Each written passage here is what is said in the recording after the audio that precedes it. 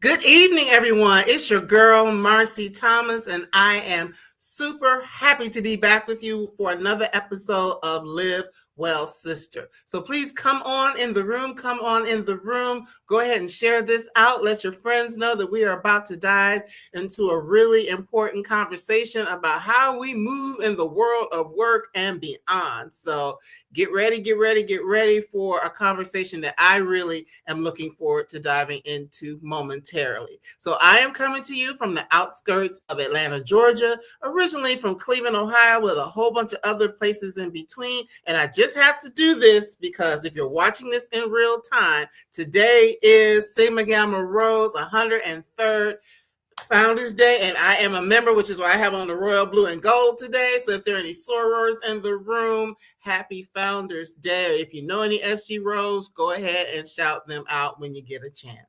So this young lady, I can't wait to have this conversation because as I told her when I was reading the book, I was feeling a little quote unquote triggered, but not necessarily in a bad way, but really feeling seen just based upon some things that I have experienced. So our special guest is going to be here to talk about authentic, the myth of bringing your full self to work. And that is Jodi-Ann Burey. So she is a writer, critic, and sought-after speaker on race, culture, and health equity, whose 2020 TEDx Seattle talk has garnered over 1.6 million views. In her work has also appeared in various arts, business, and literary publications, and she created and hosts the Prose and Poetry Salon, Lit Lounge, The People's Art, and the Black Cancer Podcast. She was born in St. Catherine, Jamaica, but currently lives in Seattle, Washington, and will always call New York City home. So without any further delay, let's welcome Jodi-Ann to Live Well Sister. Welcome, Jodi-Ann. Welcome. Oh my gosh. Thank you so much for having me. It's such a delight to be here with you. Yes, thank you for being here and taking time out of your day, out of your busy schedule, all of those things. So I really appreciate you. So first and foremost, I have to offer you congratulations on the publication of Authentic. I know it hasn't been out in the world that long. So yes. How does that feel? Because this is your first book. It's my first book, baby. It's a whirlwind. I think it's interesting to work on something for so many years and then you wake up one day and you're like, oh, I'm not working on it anymore. So I'm feeling a little like,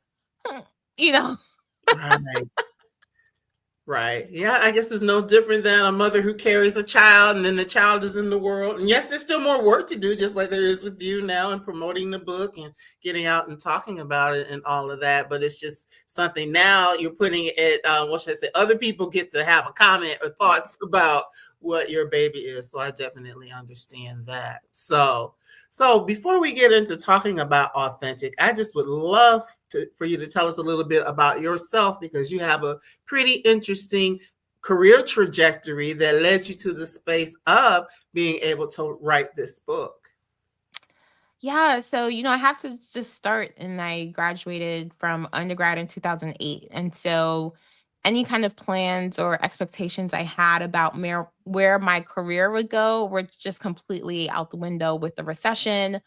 I thought this was going to happen. That's not happening. I thought I was going to be able to get into school. Everybody's trying to go to school for graduate school. And so I think those early years of feeling that initial betrayal, because growing up, they say you work hard, you get into a really good college. If you get into a really good college and you have a great career, if you have a great career, you'll have a great life. And so in 2008, I really felt like, well, I did my part.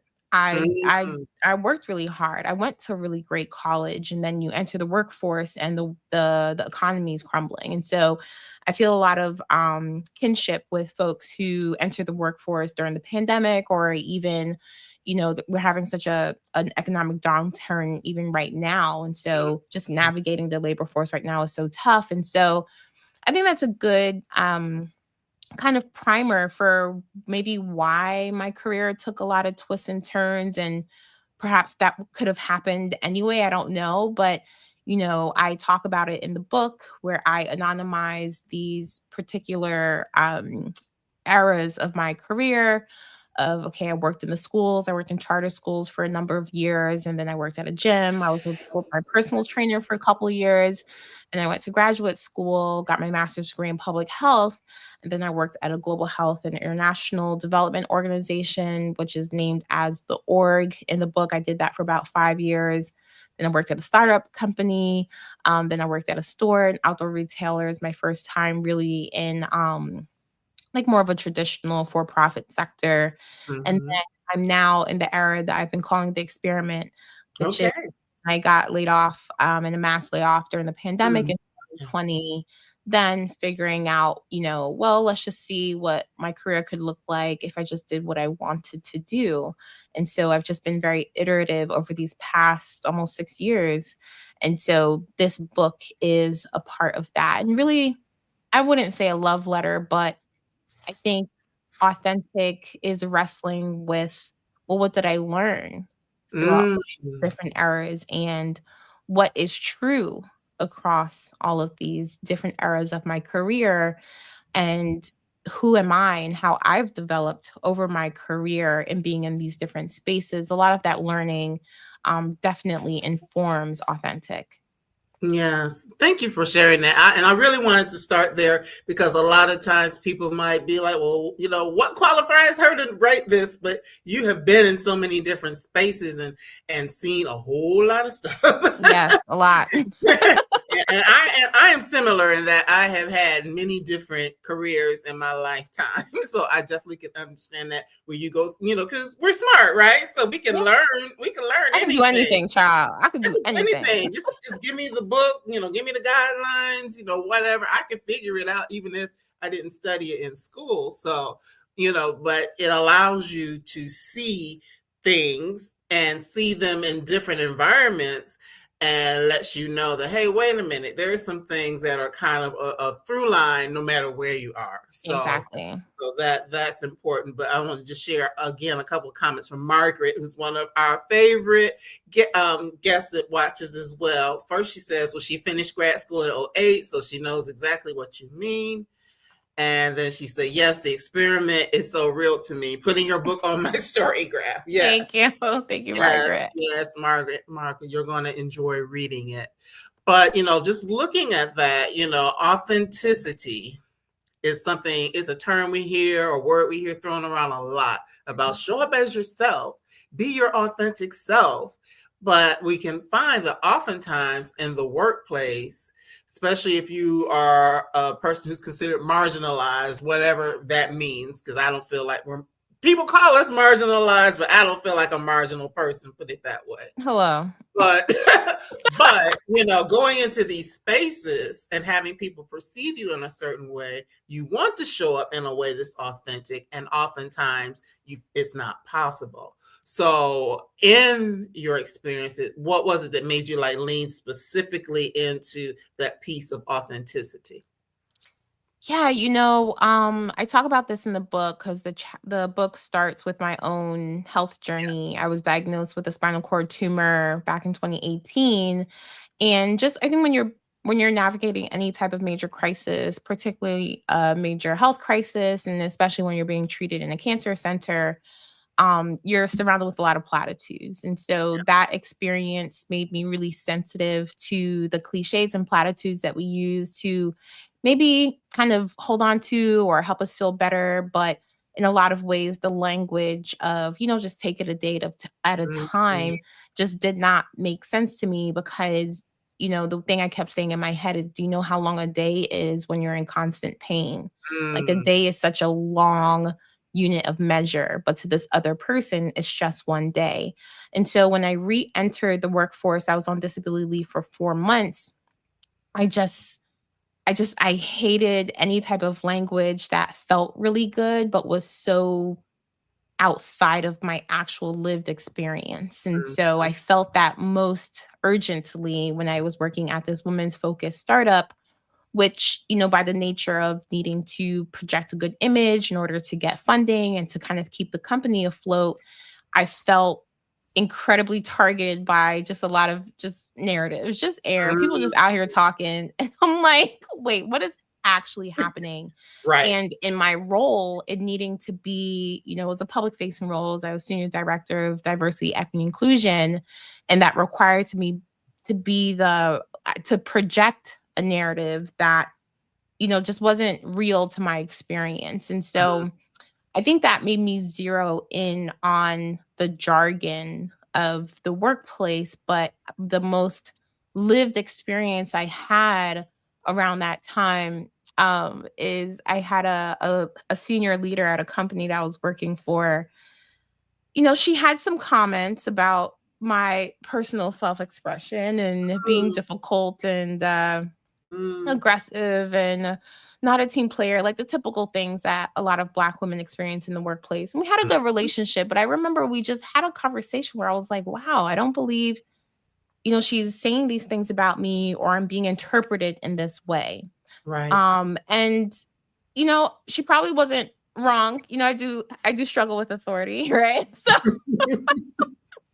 but Yeah, what was same. interesting is exactly, but not too soon after that interaction we had, she had asked me to review a multi-million dollar grant proposal that she and other senior leaders had worked on to just redline it, mark it up, and like do the thing that I do.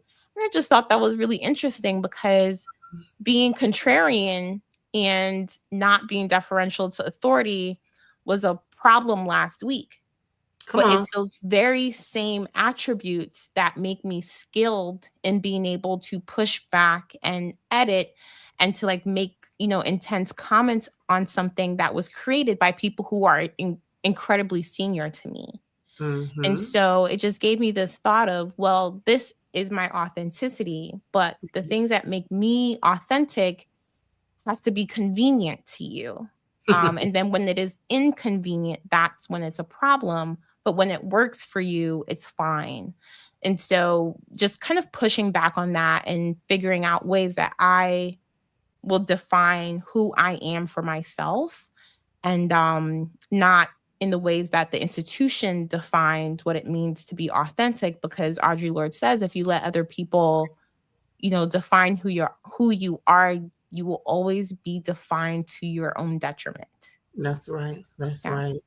And when I talked about trigger, that's was the kind of stuff that I was like, woo, Sorry. been there, done that, been there, done that, Yeah. been there, done that. How you can go, it's several years out now, so I can talk about it, but being in a situation where, in 1 minute oh, you're doing such a great job, we're gonna promote you. Then the next minute, oh, we need to put you on a performance plan. Like, well, huh? How did that happen? How did Houseway. that happen in a matter of weeks, Yeah. And so it's like, okay, but I think there is a thing that people talk about like that, like, um, and you kind of alluded to it. There's a specific thing, and I think you said in the book about, again, you're not a threat until you are a Yeah. threat. Yeah. The pest the threat phenomenon. Right, right, Yeah. right. Pet to threat. That's it. That's it. So 1 minute we love you, but then Yeah. like, oh, wait a minute, maybe we don't love you so much. Yes, and so Dr. Keisha Thomas, who's a friend of mine, she did the research behind that, and her team coined that phrase "pet to threat," which is the phenomenon, usually women of color, Black women, especially, that when we enter into a new role or a new company, people are really excited about us. We become the little pet that they like to parade around the office. But once we start asserting our position or expertise, when we are no longer new or the novice, then that becomes a threat to the status quo. And that's usually when we start experiencing a lot of those interpersonal dynamics, but also structural as well, that can not only threaten like our kind of feelings about being at work, but the reality of our livelihoods. Mm-hmm, Yeah. mm-hmm. Yeah, thinking something very specific, and then we can move on. Yeah. Somebody saying to me that another person was afraid of me, and I'm like, me? Like, do you know me? But you said that though. And anybody who's been watching and has had opportunities to see how I move, and I mean, of course, this is just a small microcosm of time in my life, but pretty much what you see here is what you get. So I'm like, somebody's Yeah. scared of me? Yeah. Yeah. But Yeah. these are like those gaslighting things that people will do. Yeah. Yeah, I had a former coworker of mine who reached out to apologize to me on Instagram recently. I'm like, child, later for you, do not have it at all. But I remember when we worked together, we sat in a room with the COO, and she was like, Jodi, I just don't feel safe working with you. Yeah. And I said, did I hit you? What? But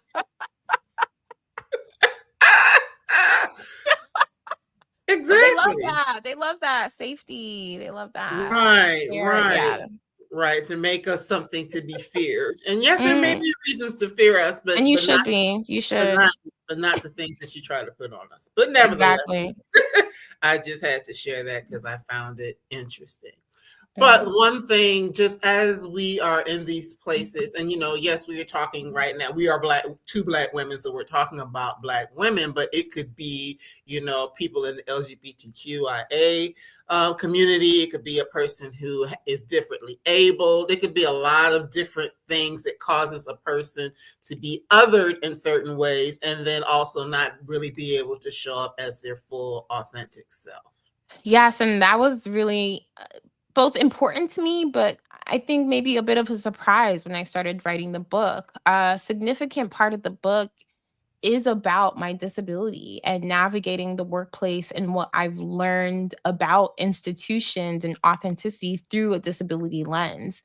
And so Mm-hmm. I do hope that people, across race and ethnicity and different identities that have been marginalized and underrepresented will, of course, see themselves in the book in some type of way. Because when I say we, you, us, that's who I'm including throughout the book. Anyone who experiences any type of identity based discrimination, abuse, and bullying within the workplace. Mm-hmm. Mm-hmm. Well, the book is broken down where you talk about different types of how authenticity shows up. And you start out talking about care, because I mean, our care, our self-care, our beings, our bodies, all our minds, our spirits, those things are like really first and foremost. So I love that you started there, because without that, all the other stuff you can't What's the even. point? Yeah. What's the point? What's the point? But you talk about a term that we have often heard, or some of us have, maybe others haven't, but I want to introduce to some the thought of weathering and Yeah. what weathering is and how that impacts us. Yeah, so the weathering hypothesis was first coined by Dr. Arlene Geronimus, who is a public health scholar and professor at the University of Michigan, which is my alma mater. And so even though Dr. Geronimus was not my professor when I was at the University of Michigan, I've been a longtime admirer of her work and first learned about the weathering hypothesis in public health school, which I thought was so cruel in a type of Mhm. way to kind of keep that language behind such a specialization. Because what weathering refers to is the way that racial stressors becomes this kind of corrosive impact on our mental and physical and psychological health. That Mhm. it weathers us, it wears us down, it breaks us down. And I think that now with The Body Keeps the Score, and there's a lot more, you know, popular information about the ways that stressors can impact our DNA, and even that gets passed down. But what I so appreciate about weathering specifically in Dr. Geronimus's work is that it is like directly based and rooted in racial stress. Mm-hmm. That is its core contention. And so her original research was to try to figure out why Black mothers who were in their prime childbearing years had worse birth outcomes than white women who had all these kind of risk factors that we think of when it comes to childbearing. Maybe they were younger, or they had lower economic, less income, less wealth, less education. All of those things that we think of as protective factors for our health was not protecting Black women. Mm-hmm. And so that's when she realized that it's that kind of cumulative, compounding racial stress throughout our lives that can worsen specifically our birth outcomes, but our overall physical health. And I think that's important to note, that there is an unattributed infirmity that happens with Black women and women of color because we are constantly dealing with racial stress in every single aspect of our lives. And so I think it is a little hopeful and a little juvenile to think that, doing a massage or a little self-care retreat or something is really going to solve that in some type of way. And so what I try to put forward is, a body-centered decision making. How do we think about our careers, but how do we think about, the ways that we're defining status and success, and the ways that we can kind of overwork and attempt to protect ourselves with achievement, that is leading to worse birth outcomes, yes, but we're talking about cardiovascular disease, which is the number one killer for women across racial demographics. We have fibroids, endometriosis, gastrointestinal distress, depression, anxiety. There are so many physical, the wear and tear in our bodies because of stress. And I think sometimes our pursuit for status and success, while reasonable within capitalism, is unreasonable for our survival. And that is just really significant to think about that, of course, like you said, a massage is great, but it's not resolving some of these issues. Or, there are a lot of people that will look, to us and say, oh, well, you're overweight, or, all these other things that might be happening, and make it seem like it's just about habits or laziness or whatever these other things that get ascribed to it. But the reality of it is that sometimes a person might be eating too much because they're stressed out or whatever the case may be, or, other things that are happening because they're looking for some type of way to cope with things that are happening, with things that are structural, things exactly that are systemic, not just, okay, this person just has bad habits. Yeah. And even if we're human beings, so we also get to have bad habits. You know what I'm saying? Like, we don't have to be perfect with our health behaviors, but what's challenging is that we don't exist in a healthcare system that will catch us. We have to deal with medical racism and medical violence, inequitable access to culturally competent care, rising healthcare costs, which will disproportionately impact Black and brown people. And so, in any other functioning society, an individual's health behaviors can be supported by the community that they're in and the systems and structures that they're a part of. But for Black people and for Black and brown people, we have to be perfect. And even if we were perfect, it still isn't enough. Still not enough. So the whole idea of, well, we already know this, work twice as hard to get, Yeah. Yes. Yeah. You will never catch me working twice as hard. Absolutely not. Right. Not with some people who are mediocre or getting much further ahead. Like, why should I work hard?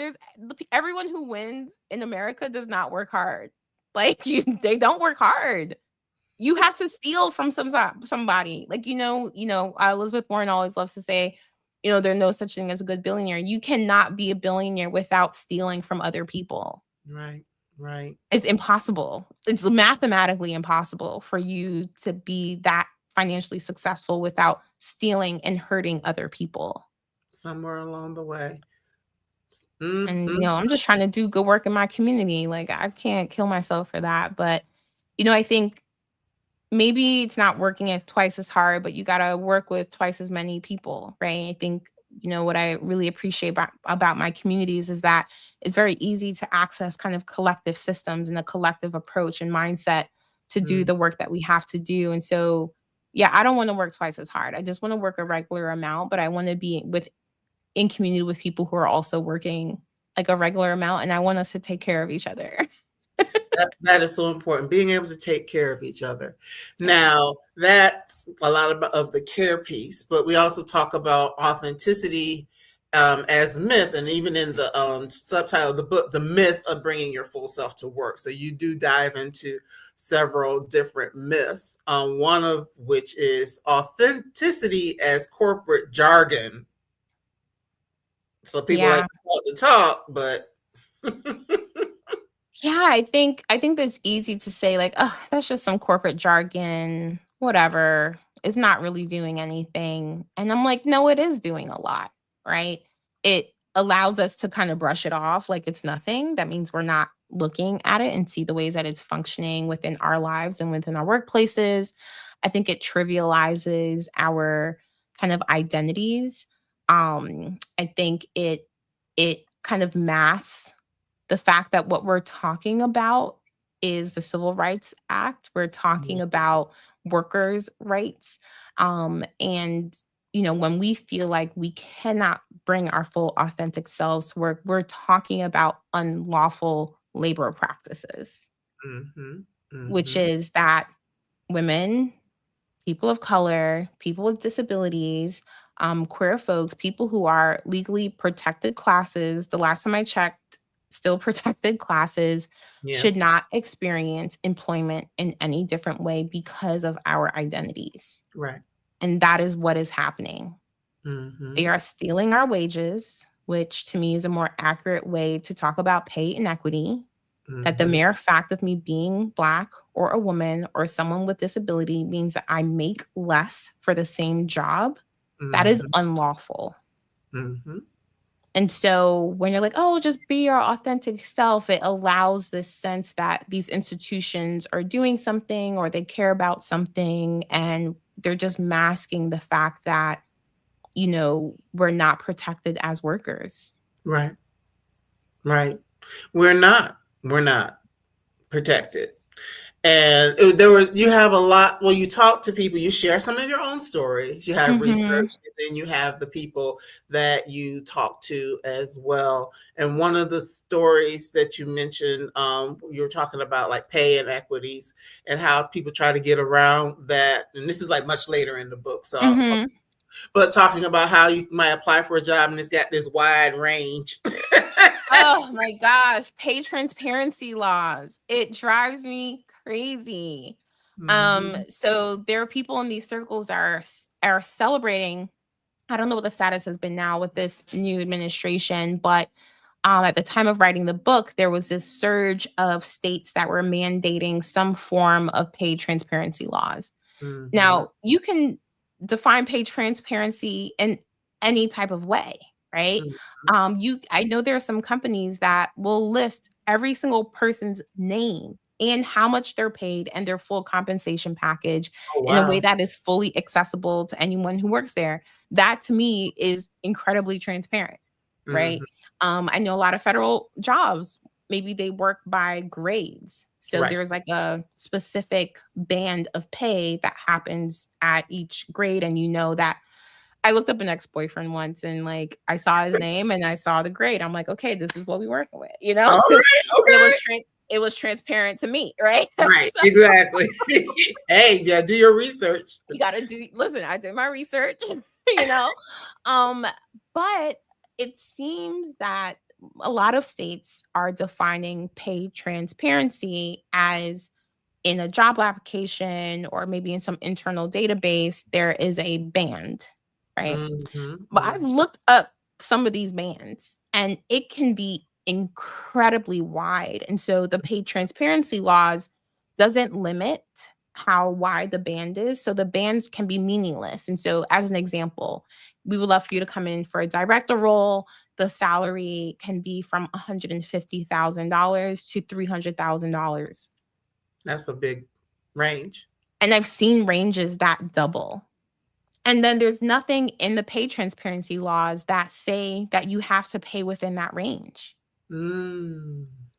There's no enforcement behind it either. And so, the scene that you're talking about is me in conversation with someone who is just so exacerbated and trying to find a job and trying to advocate for herself and how should she negotiate.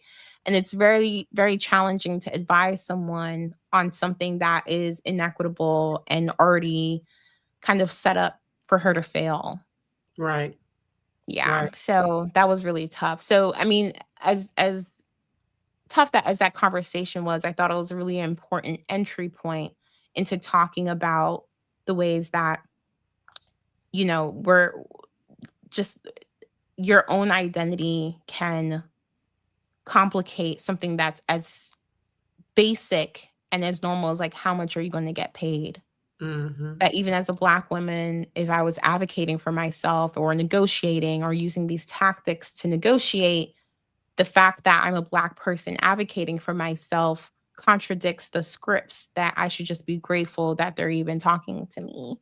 And Right. so there are ways that, Black people or people who have any type of a visible marginalization can follow the rules and still be dinged for it.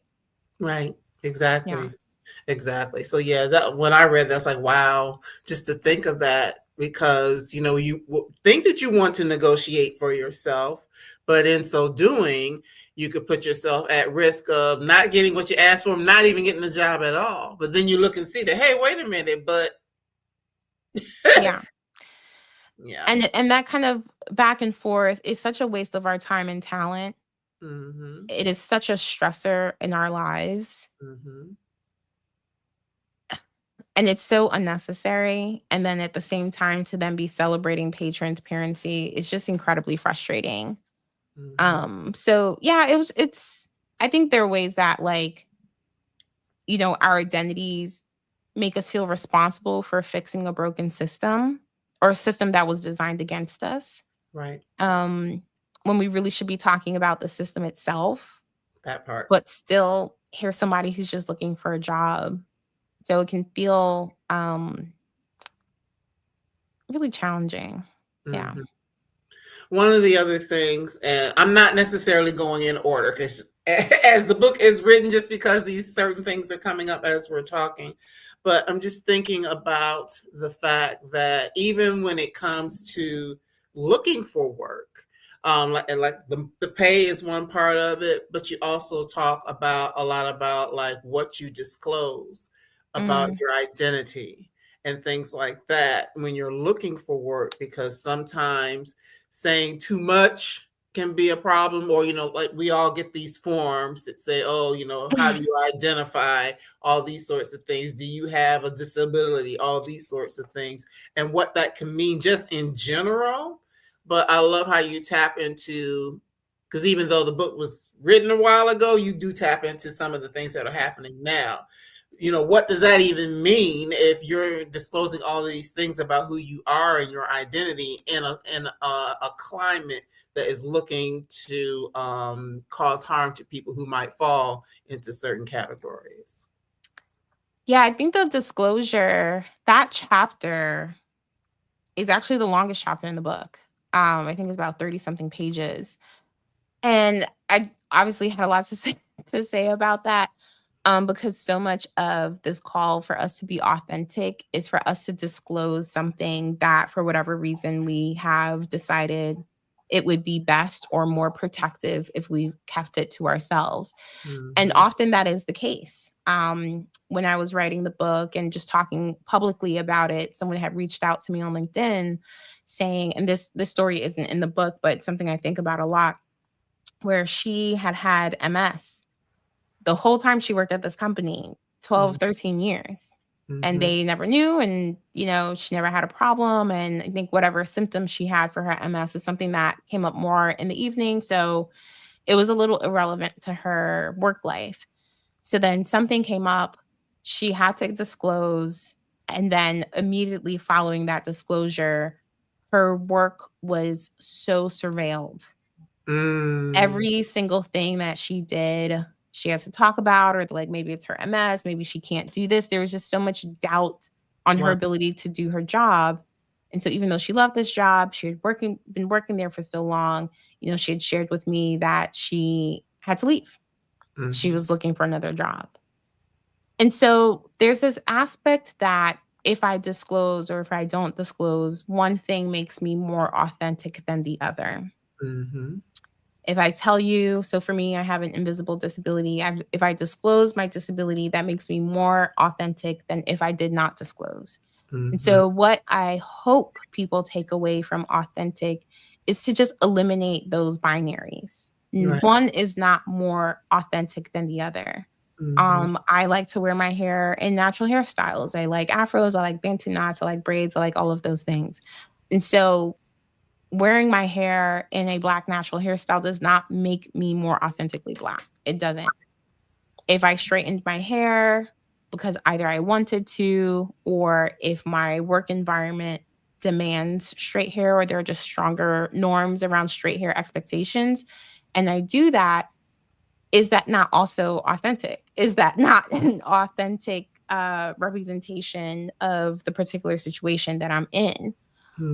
At the same time, I've worked with people who, spend a lot of time not disclosing to themselves or to their family or to their workplaces that they were queer, they were gay, they were lesbian, etc., and exist so fully out right now that even the thought of returning to the proverbial closet is unconscionable, absolutely under no circumstances.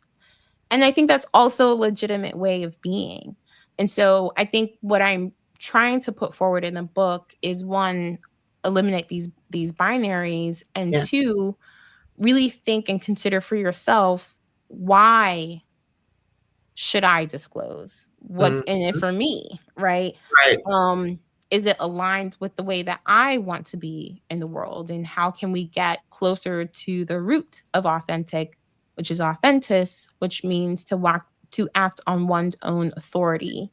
And so I don't put too much stock in if I disclose, if I don't disclose, that makes me more or less authentic. I think one of the biggest questions that I ask is, especially as someone with a disability, why are the things that I need locked behind the door of disclosure? Why do I have to tell you who that person who passed away was to me in order for you to grant me bereavement leave? And a lot of companies are like that. Oh, we give 5 days for a parent, 4 days for a child, 2 days for a like, who are you? Right. Yeah. I mean, that is the thought, that they are dictating how important that person is, or how much time you need to, go do what you gotta do, get together and come on back to work. Yes, it's just like, so let's have more of a structural conversation, because I think everyone is making their own decisions based on what they need to survive, right? It is not for me to say what makes you more or less authentic. Right. But why the things that I need in this workplace should not depend on my disclosure. Right. And that's really the conversation we should be having. Right. That is so true. In the book, I also I don't enjoy that you had to go through it, but like hearing how you describe what happened when you maybe were depressed. Oh yeah. And I was down bad, child. yeah, and how people acted towards you when you were depressed and what they were asking of you, and kind of a lack of support. But then when it was something physical, yeah, it was a totally different shift.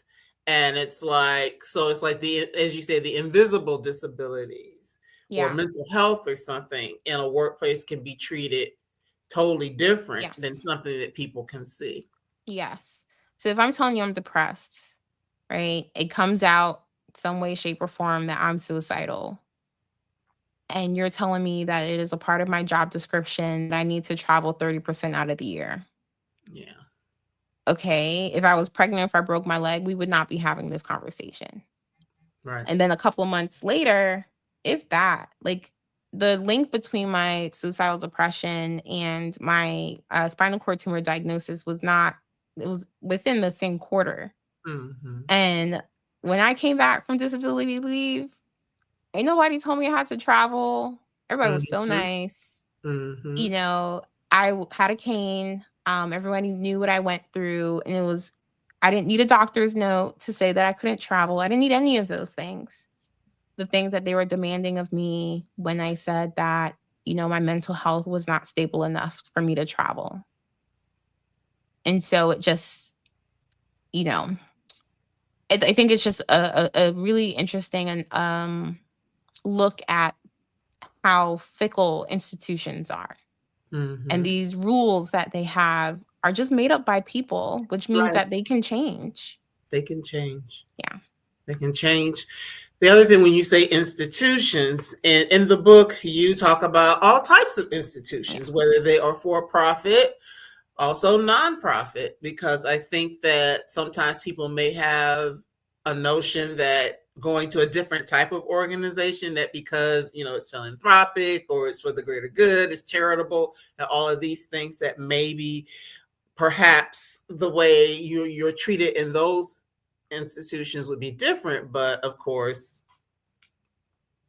It's a lot of the same. Okay. And for what I argue, it's actually worse within the mission driven sector. Because when things go wrong, when you have that kind of betrayal of, well, you said it was going to be like this, but it wasn't like this, you're not just like not being nice to me. You are attacking my value system, right? And so if I came here to do the good work, if I said I wasn't going to make that much, if I was going to have all these like status accolades or whatever by, working for this nonprofit, I was going to have the same benefits and all those things by working in this nonprofit, that at least, we will be doing good work, right? We would be helping people. But then if I'm experiencing those same types of things here, it's like, I didn't know that that could be possible. And if Right. everyone says that good work happens here, and I know for a fact that good work does not happen here, and I'm not treated well here, then does good work happen anywhere? Hmm. There's a quote in the book that someone had sent to me where she said that she left tech in order to work in nonprofits. But then, wait, can I curse on here? You can. She, I mean, it's in the book. She says, I was treated like shit at a discount. So she Mm. just went back to tech. And so you can find that, you know, these mission driven workers who I argue are the best among us. These are Mm. people who want to dedicate their lives to changing the world, and we're not paying them and we're mistreating them. And so they can turn away not just from the work, but maybe the sector. And maybe there's a level of cynicism that I've experienced. Most of my career has been in nonprofits. A level of cynicism that you're like, this is all BS. Mm. And that attacks such a deep sense of who we are, which is our value system. Right. Yeah. Right. Because I mean, yeah, most people go to those places because they want to do good. And Hmm. finding out that, hey, no matter where you are, there are people, they're gonna be problematic people no matter where you go. So, as Margaret's saying, that is so disheartening. But I do want to pop back to what we were talking about before. Margaret wanted to know if the kindness after you went back felt real or isolating. The situation we were talking about before. Pros, cons to the conventional response. I mean, it was real. I mean, that organization. I worked there longer than I worked anywhere in my entire career. Those relationships were real relationships. The level of support that I experienced, I talk about this in the book. For example, at the time, a very small organization, they had no Like, I know this might be standard at some companies, but at the time, it wasn't common, and it certainly did not exist within my organization, that other employees could donate their PTO to someone. Mm-hmm. And so they created this policy in order that I could get my full salary and extend my disability leave. Because for whatever reason in America, we think that if someone is pregnant or they're on a FMLA leave, they have a disability, whatever it is, that they only make 60% of their salary. Which is crazy. So I have the most medical bills that I've ever had in my life. And in order to physically take care of myself, I have to make less money. So I made that up with PTO, and with the donated PTO, I was able to take care of my body for an extra month because it just wasn't ready to go back to work yet through that policy. And so that was a genuine, I'd never in my life been supported that much by an institution. But I had to then contend with that this is the very same institution that when I was dealing with my depression, it was not easy for me to self accommodate, to be able to get the things that I needed in order to take care of my mental health and still do my job. And so it's still a company, it's still an institution. You're still dealing with people that enact these policies on their own whims, their own biases. Mm-hmm. These are institutional problems. It's not whether I should disclose or not disclose, my medical issues. Do we exist in systems that can, as I say in the book, I am not a worker, I'm a person at work. And Mm-hmm. so, can we deal with systems that treat us as people within the workplace who have dynamic needs and changing needs, and be able to create systems that will catch us? Mm-hmm. Thank you for sharing that, because when I read that a person at work, or I like to say, I'm not just a human doing, I'm a human being. Mhm. Mhm. And in the midst of that, in the midst of my being, there are things that I am doing. So to be treated in a way that's humane first and foremost. But I just really, I'll admit, when I first picked up the book to read it, wasn't what I thought it was going to be, but it was even better. A lot of even my own agent said that. He's like, "Oh, this wasn't what I thought it was gonna be." And I'm like, "Oh my God." He's like, "No, no, no, it's better than that." Right. It was important for me. I think it's very easy, and maybe this is my own anxieties about the book, but to just dismiss it like, "Oh, it's just like another workbook." But it's written for the people who work. It's written for us. I think it is, to me, a piece of art. I'm a writer, I'm an artist, right? It is important that when I say that I want to have a conversation about authenticity, that I recognize that means I'm pulling in so much. I'm pulling everything that I know and Mm-hmm. everything that I've been exposed to. So it's like, yes, this is my work history, but here's conversations with my friends, and here are conversations with people that I don't even know. Here I'm talking to my parents. I had an extended kind of engagement with the TV show Insecure. Mm-hmm. You see me at art museums, and I think, in a lot of our literary canon, there are folks who write artfully about incarceration, or they're writing artfully about voting or politics and poverty. And I wanted to read something that was an artful rendering about our experiences at work. And I just didn't see that. So it is a piece of art. Authentic is art to me. And I just hope that it's the type of art that can be useful for other people.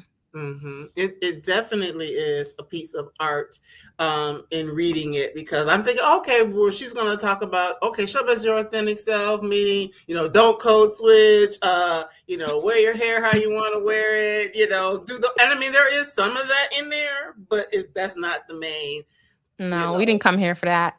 yeah, I also trust my readers. yeah, I trust Black women, right? Like, we know what the deal is, and so right, I've been seeing right. a lot on tour is that, even throughout writing the book or even doing the TED Talk, I'm like, yeah, I'm doing this TED Talk about the myth of bringing your full authentic self to work. And without fail, every single person would roll their eyes. Mm. And they're like, "Ugh, they don't even know what that means." Like, and what I wanted to do is to give verbal language to the physical language of an eye roll. And there are ways that we can read and assess our environments, especially Black women, that it's just so economical. Right. Authentic is just one big eye roll. Yes. Yes. Yes. And you're right, because sometimes we just look at each other Just just a like certain right, like exactly that. whatever. It's just the side eye. It's just like, Yeah, all yeah, right, the girl. side eye, the twist of the lip, the eyebrow raise, And that whatever. is art. That is the artistry. That is an ancestral legacy that we carry. And I just wanted to find a way to put that into 26 letters. Yes, I love that. But you do also, and I mentioned you all can't really see them, but I have the three queens back here. I have these candles, one that represents Toni Morrison, one Audre Lorde, one Bell Hooks. You do invoke the three of them into the book a lot. A Their lot, yeah. wisdom. So, what is it that draws you to those three particular women, uh, icons, Mhm. literary, geniuses? What is it that draws you Yes. to their work specifically in terms of talking about work? Yeah, so I actually start the book. I'll grab my copy here with an epigraph from Toni Morrison, which I just loved, where she said, "I wanted to be a whole person. I wanted to be a good person. I wanted to be all those big things, and none of that had anything to do with a job." Mm. And there's just this way that Toni Morrison has. I've watched a lot of her interviews, I've read all her books. That is a way that I would like. To carry myself. Of course, all my characters are Black, right? She has such a commanding presence in her work and in her vision and the stories that she tells.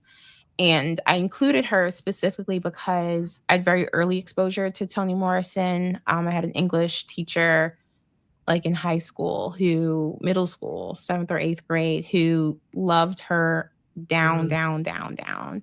So I read The Blue Sky, read Sula, like so early in my development, like too early to even really understand what Toni Morrison was doing. So early that I have to reread Mm-hmm. that work. Because if you ask me the plot of Sula, I'm like, I don't have it. I really don't know. I wrote a whole book report on it in the eighth grade, but I can't tell you anything about the book. So I've had Right. to reread that in adulthood.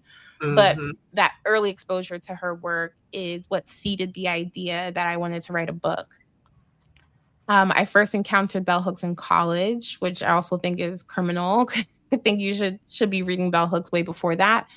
But when I read that she wrote her first book at the age of 19, that was also inspirational to me. And there was something that was just so unapologetic about her scholarship.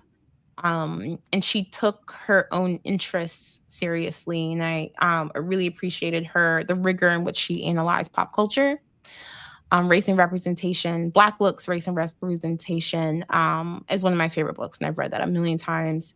And then Audre Lorde, I really began to attach her work to my own identity and survival after my cancer experience, when I somehow picked up the cancer journals. Yes. And that was a massive turning point for me in my mental and physical recovery after my diagnosis and surgery.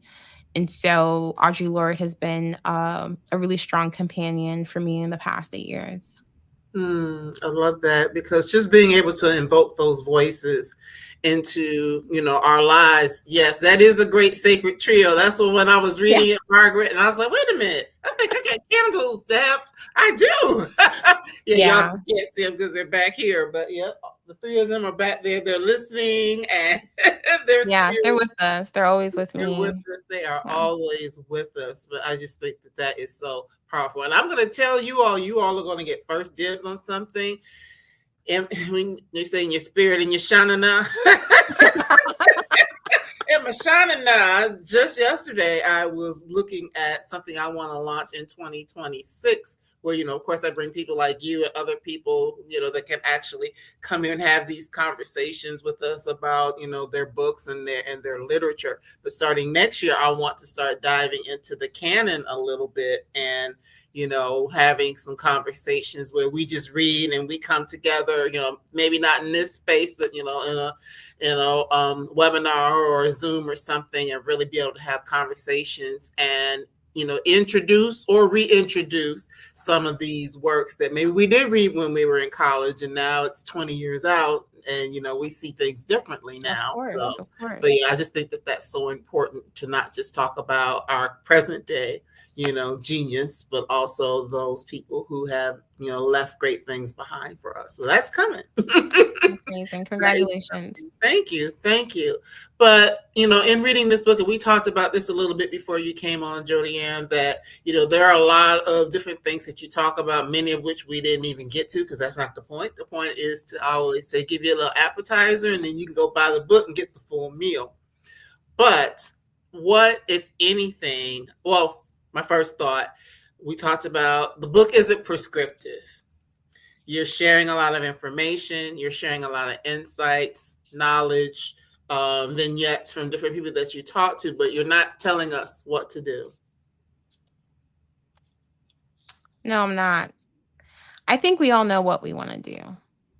I think we all know what we need to do. Mm-hmm. And sometimes we're looking for mirrors Mm-hmm. to reflect our own decision back to us. And so sometimes maybe we think we're looking for permission, but everybody here grown.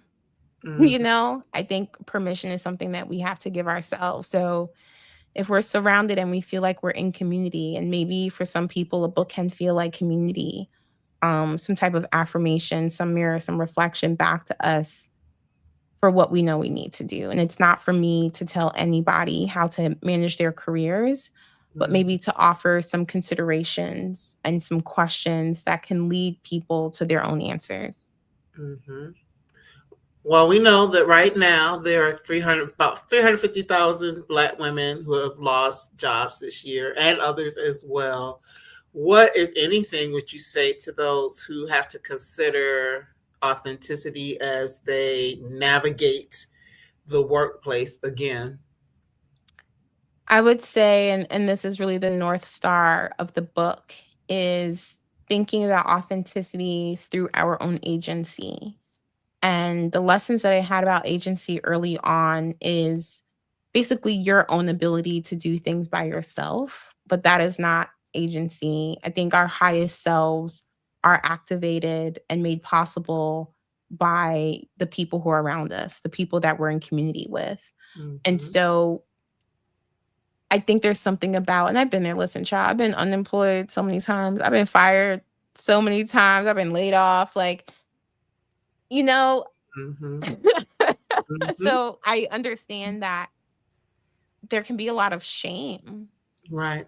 that comes with that. And so when you see these numbers like 300,000, 350,000, that's 350,000 of us. Yeah. You know, let's get together with some people and see ways that we can meet our material needs together. First and Um, foremost, yes. First and foremost, be in community with each other, meet our material needs, our financial needs, our kind of support of like material support for our day to day lives. But also, are there ways that we can build together? Is there something that we can create together?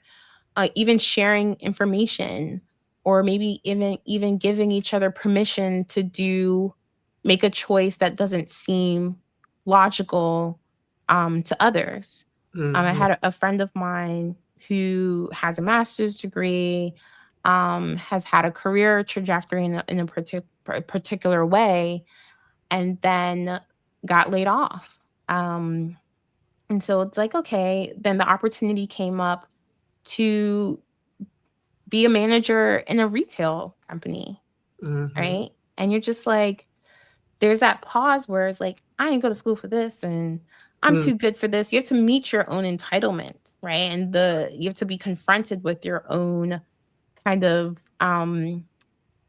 definitions of what status and success and what a good job is. Mm-hmm. And when they looked at the reality of this position, maybe it didn't seem cool on paper, but they would have been paid the same and got better benefits than the corporate work that they were doing. Mm. And so maybe even in community, we can give each other the type of permission to take quote unquote, non-traditional work or work that doesn't seem that it makes sense on our resumes, but is necessary for our material survival. Mm-hmm. So I just think that kind of navigating this time with the increasing attacks on Black women in the workforce, our visibility is being targeted. It doesn't matter how many degrees you have. It doesn't matter how good you are at your job. All the things that we thought would protect us in this regime makes us targets. Right. Right. And it is unreasonable and illogical to think that we can navigate that on our own. Right. We need each other. We need Yeah. each other. And actually, Margaret, you're kind of reading my mind with this comment. It feels like most everyone I know has been in an experiment phase since the pandemic. Starting over could leave a lot of room to get creative. And I was thinking that because sometimes when you lose a situation, it sets you up. What do they say? A setback is a setup for a comeback. I love that. I love that. So, And I'm and telling you, yeah. all them jobs that I got fired from early in my career or the jobs that I left, and it's just set me up. Even during the pandemic when I got laid off, I remember getting on my knees. I said, Lord, I know you just delivered me from cancer. I need one more favor. Mm-hmm. You better put me on that layoff list. I can't work here. Absolutely not. Let me get that severance and see what I could do, you know? Mm-hmm. Mm-hmm. And then a mentor of mine randomly called me. I haven't heard from her in a couple of years. I was like, I don't know. Should I just try to like do my own thing or, should I just look for a job? And she told me, I'll never forget. She said, there will always be jobs. Mm-hmm. And I feel like right now it feels very difficult to say that because of how the economy is going and how Black women are being targeted. But I think underneath that is we have the wherewithal and we have the support, and I hope we have the support networks to get a little creative about what our next steps are and not to feel ashamed Right. that like, damn girl, you got, yeah, I got today and you could get got tomorrow. So, Mm-hmm. Mm-hmm. how do we support each other, not shame each other, and see what the next steps are. See what the next steps are. Absolutely. So, yeah. So this has been so good. Thank you, Jodi-Ann, for taking time out of your busy life, busy schedule. I know you've got a lot going on in terms of book tour and things like that. So for anyone who might be watching this in real time, are there any places that you have planned to visit for the rest of the year? And I missed you in Atlanta last week. You missed me in Atlanta. Atlanta was the end of the in-person tour for 2025. Yeah. Okay. So hopefully people can find me on the virtual tours. But I think at this point, what I would hope is that you don't have to come find me. You find somebody, find a friend, and be in community and conversation, with the book, Yes. that you'll be more accountable to that person than you are to me. And so you don't have to follow me. Go call your friend, and talk about some of these issues. I think is the best next step in terms of our relationship between me and the readers, is the reader with another reader. I love that. That's good. That's good. And I would be remiss if I did not bring up, because it's in your in the scroll where people can find you, the Lit Lounge art. Please tell us about that, because I think that's pretty exciting. So people Thank you for asking me. I love Lit Lounge. Y'all could definitely go to litlounge.art.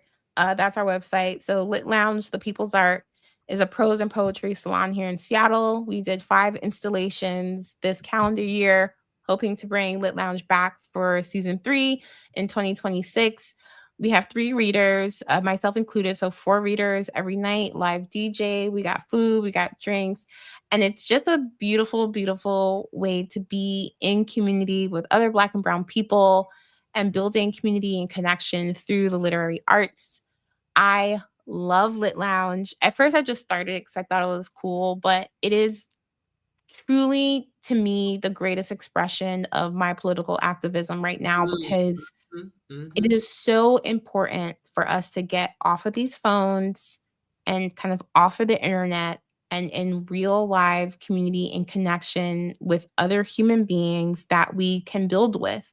Right. Who knows what could come out of the relationships that are made and the connections that are made at Lit Lounge, but it is intentionally designed to keep people connected to each other. And we need that desperately now. And so it is truly like the number one thing that I'm doing of my political activism and how to reimagine what could be possible, instead of, I definitely see authentic as a work of criticism, and Lit Lounge for me is a work of possibility, is the work of imagination. And so I love Lit Lounge. If people are feeling FOMO about it, I have a podcast called the People's Art Podcast. And so you can find that and listen to my interviews with our readers, and you can hear their live performance on the Lit Lounge stage. So I love it. I'm like beaming right now. I love Lit Lounge so Yes, much. you are. But yeah, I wanted to make sure I brought that up because just so we can Thank know you so a little bit much. more about you and the things that you're doing. And again, the people that are in the Seattle area, but you've already shared there's other ways that we can tap into that. Because yet, another thing is that it's the artist has to reflect the times. So we can get Yes. together and people can get together and go into different spaces and be able to, express how they're feeling. Other people can chime in because kind of really in reading the book and authentic, that's what I got. I felt seen Yeah. in some And we of what need I that. was reading. I'm like, oh, okay, so it's not just me, it's not just that Mhm. particular spot, not that particular location, not that particular organization, but these are things that unfortunately are universal. But it did open up my heart and mind to thinking about what does the next step look like. Yeah. How do I continue to walk in my own agency? Because honestly, being here is a part of that. Exactly. Creating my space, this space here for all of you to come is a way to walk in something that feels authentic to me. So thank you. Yeah, I mean, there are a lot of issues that we're dealing with that are universal, but they are by no means inevitable. That does not have to be our future. Does And not. Authentic is dedicated to my 9 nieces and nephews. And, Mhm. some of my nieces are already in the workforce, but I would hope that they could read my book and they're like, wow, auntie, this was crazy that they did that all the way back then.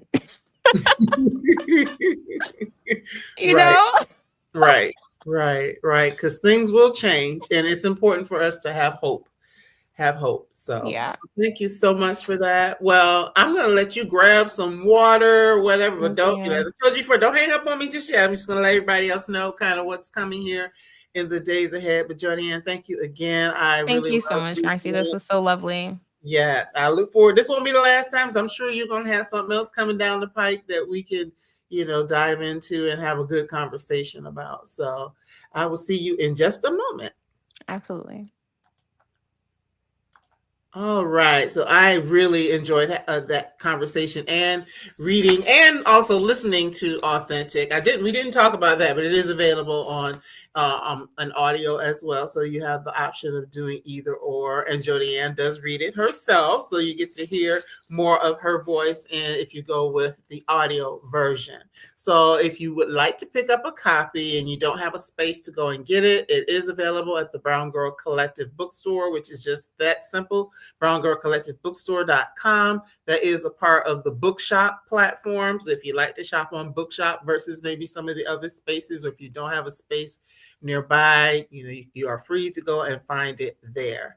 So just by means of announcement, next week, I actually got 3 people coming for you next week because we're getting close to the holiday and there'll be only one person the week of Thanksgiving. But next week, I got 3 for you. So on Monday, we will be talking to Lorna Lewis about her fiction book, A Sky Full of Love. So look for Lorna Lewis on Monday, which I believe is the 17th. Then on Tuesday, which is the 18th, we will be with Khadijah Queen.